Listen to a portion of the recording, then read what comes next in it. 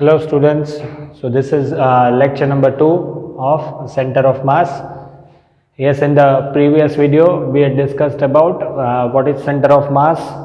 Center of mass depends on, and we had also solved few questions, right? We had calculated the center of mass for discrete mass distribution. Discrete means not continuous, and center of mass means it is a point where entire mass of the body is assumed to be concentrated. Okay, so I think we have solved 2 to 3 questions based on the formula RCM equals to M1 R1 plus M2 R2 upon M1 plus M2. Right? Position of center of mass RCM, which was equals to M1 R1 plus M2 R2 upon M1 plus M2. Right?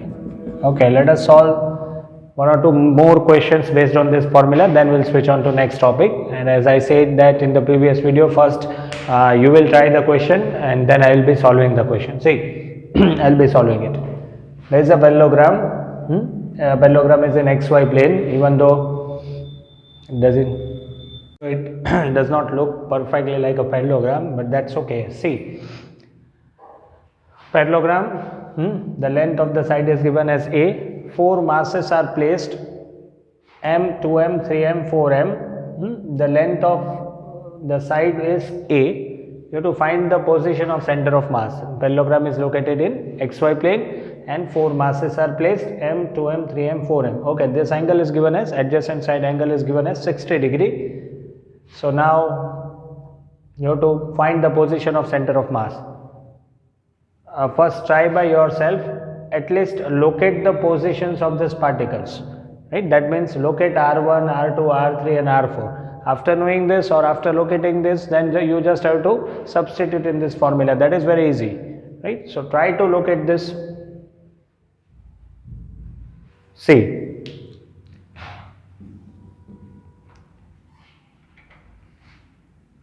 M1, particle M, let us say the position be R1. So it is located at the origin, so it will be 0, 0, right? Okay. 2M, let the position vector be R2. So M2, this is A. So this will be A cos 60, A sin 60, because A represents the position vector, right? And vector can be resolved in their components. So this is A cos 60, A sin 60. So R2 will be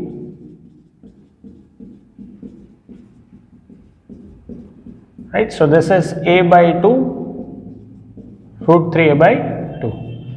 Here this will be the position vector for M2.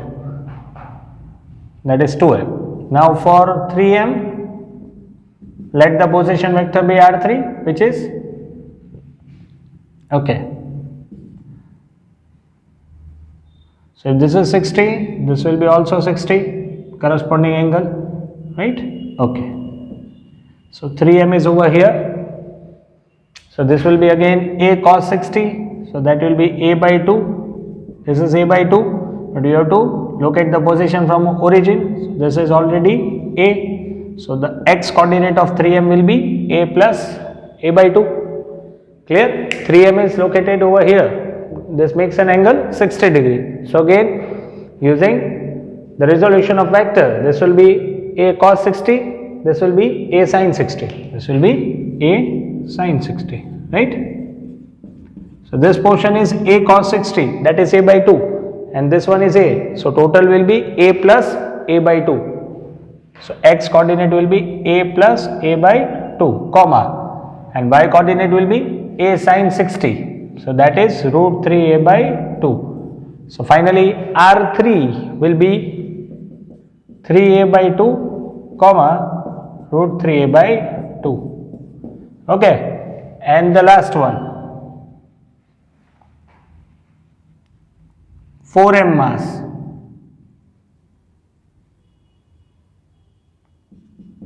4M mass is already placed on x-axis at a distance A. So this is very easy. 4M R4 will be equals to A, 0. The mass is located on x-axis. So its y coordinate will be 0. So now you are having M1 R1, M2 R2, M3 R3, M4 R4. Substitute in this equation. Clear? It is now easy, right?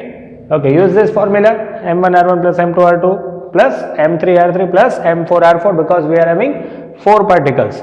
Instead of M1 place M, instead of R1 place 0, 0 plus 2M into A by 2 root 3 A by 2. Done? Clear? This can be done. Okay. Now, okay, another question. This question which we will be discussing now is somewhat different than the questions which we had discussed up till now. See, suppose there are two particles, M1, M2, this is their center of mass. There are two particles, mass M1 and M2. Let's see with the center of mass. The first particle is say at a distance x1. Let us take this as origin. X-axis. This is origin. 0, 0. Y. Okay. M2 is say at a distance of x2. Clear? So we are having two particles of mass M1 and M2 located on x-axis as shown in the figure. Clear?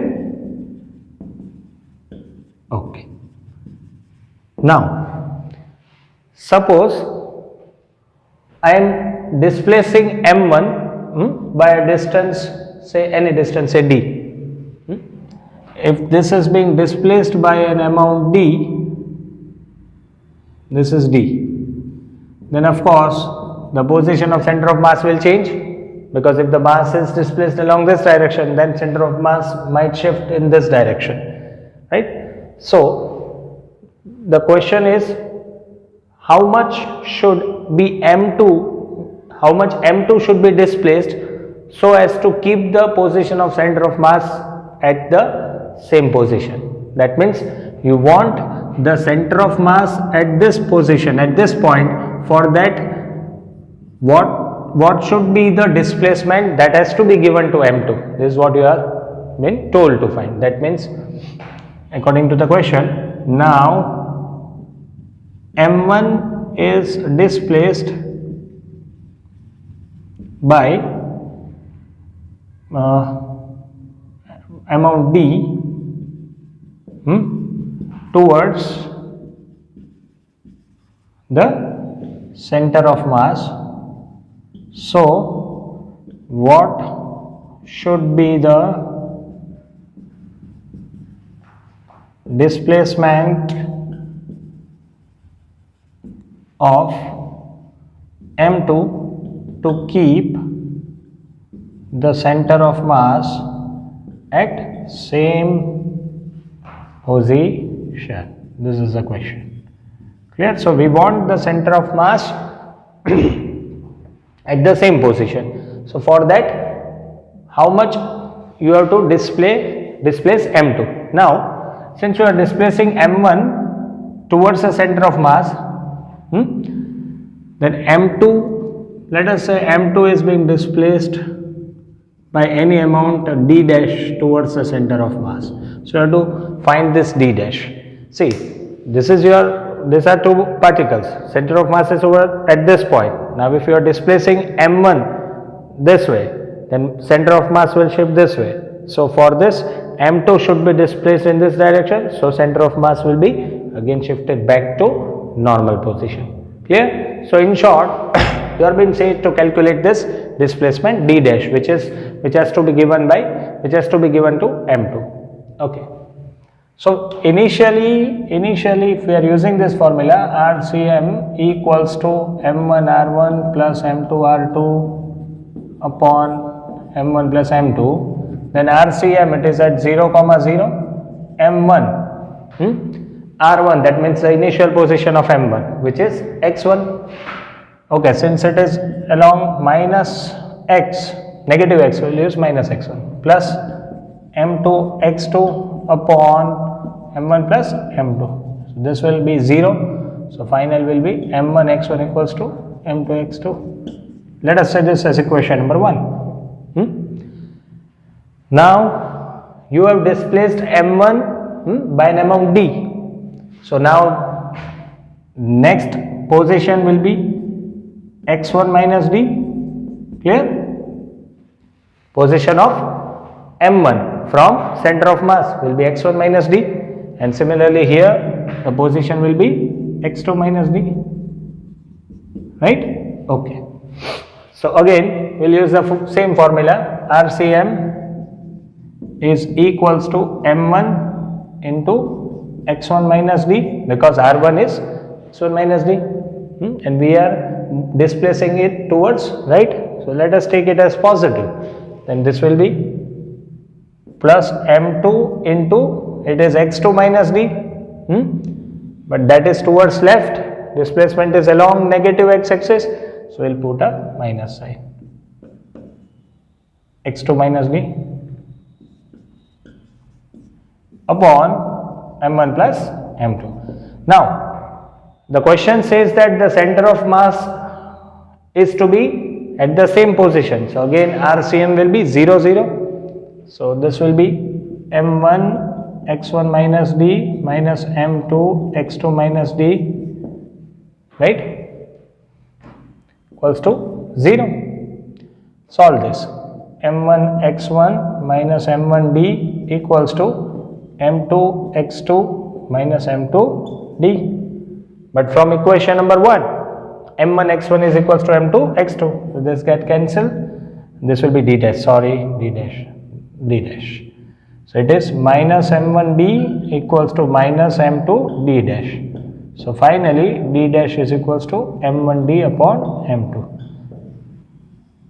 Take any value of m1 and m2 and substitute in this equation. You will get the displacement that has to be applied or that has to be given to m2 to keep the center of mass at same position. See, if you don't want to go for this formula, in this kind of cases you can directly compare this formula. That means you can directly use this formula, m1d equals to m2d dash, right? That means the displacements, d and d dash represents the displacements, right? So you can directly use this equation and you can get the answer, right? In this kind of cases the final result will be the same. Okay, well, we have seen the sums based on this formula. Now let us continue further. Now we will see about the motion of center of mass. Okay.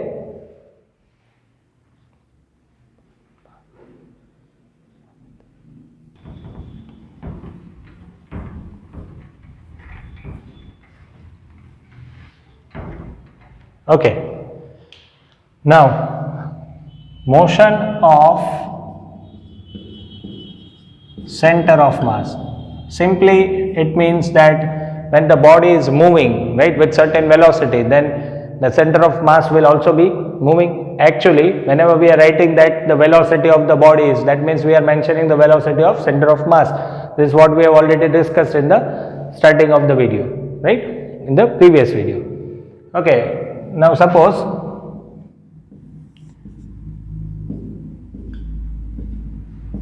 say there are two objects or two particles, m1 x1, m2 x2. x1 and x2 are their respective position vectors from origin,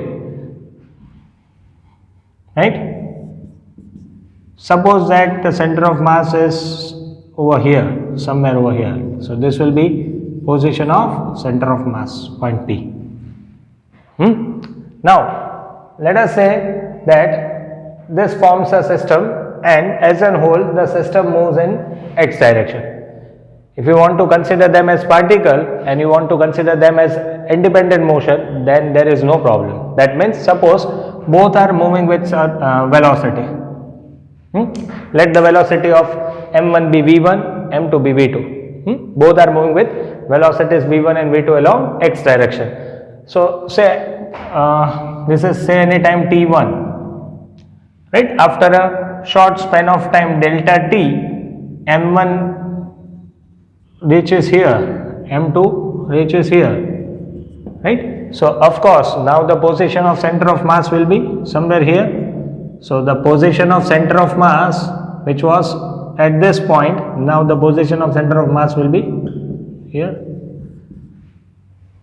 So that means when both the bodies are moving, along with them, the center of mass of both the bodies will be moving with certain velocity, right? So we are to find the velocity of this point. We are to find the velocity of this point or center of mass. It is very simple. If both the bodies m1 and m2, right, this is their center of mass. If both the bodies are moving with certain velocity, then along with it the center of mass will be also moving, because center of mass is a point. Clear? Right? So we have to find the velocity of center of mass. With what velocity is the center of mass of both these bodies are moving? Right? See, we'll see one more time. I'll draw a separate diagram. This might look a bit confusing to you. M1 is here.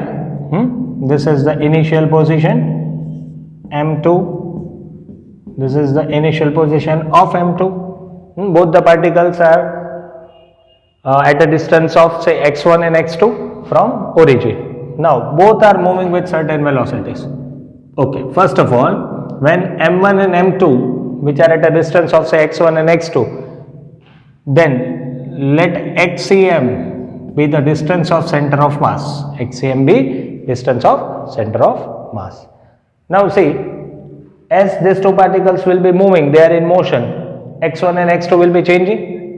Right? X1 and X2 will be changing. X1 and X2 are the positions.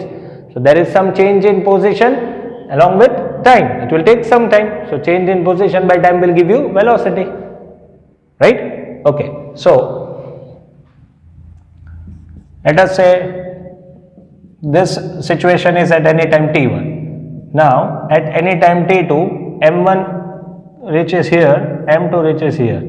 So let x1 dash be the next position, x2 dash be the next position of m1 and m2, right? So what is the displacement of m1? x1 dash minus x1. In what time interval? So let us say this time is t2, so it will be from t2 minus t1. So this will be the velocity of first particle. Similarly, what is the displacement of m2? So final position of m2 is x2 dash, initial is of x2, t2 minus t1, so this is v2. See, both the objects are performing some motion, that means both the objects are moving. So now, since both the bodies are moving, their center of mass will also be moving. Let the center of mass be over here. So this is x dash cm. So velocity of center of mass will be x dash cm minus xcm upon t2 minus t1. Right? This is what is the velocity of center of mass means. Okay, so now